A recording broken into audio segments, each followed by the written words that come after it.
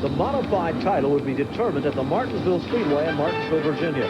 For Jimmy DiGiacomo, all he had to do was start the event. But for Mike Stefanik, a victory would be so sweet. Yeah, well, once we know there's 2 cars out of this race by cruising for me, you might see a little bit of driving difference on myself. You know, I can take a couple chances where everybody's been pushing me around and leaning on me. Well, it might be just opposite this time.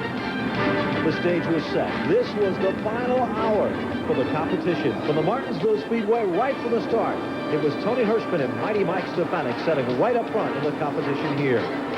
It was Mike Stefanik who took over the early lead and would start to pull away from the field. Suddenly down the back straightaway, Jeff Fuller with some help would have the throttle stick. He would slam the wall hard. Jeff Fuller, who runs so well at the Martinsville Speedway, would be out at the very start of the final event of 1990. All Fuller and his team could think about now was the long winter ahead and preparing for a title in 1991. But it was Tony Hirschman who was now the leader of this event. He would set the pace as Mike Stefanik would start to move in down underneath George Von Hutzel. Not far behind, the Jet was on a roll, showing that aggression that he had talked about. Satsworley got out of shape and bobbled just a bit, just in front of Tony Ferrante in the former Mike McLaughlin machine.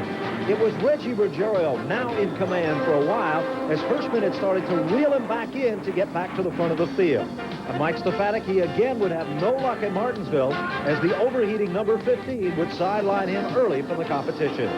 It was still Tony Hirschman who dominated the racing action to take down the final event of the 1990 season. And for Jamie the Jet Tomato and Danny Ust, their dream of becoming the champion of the Modified Tour had come true.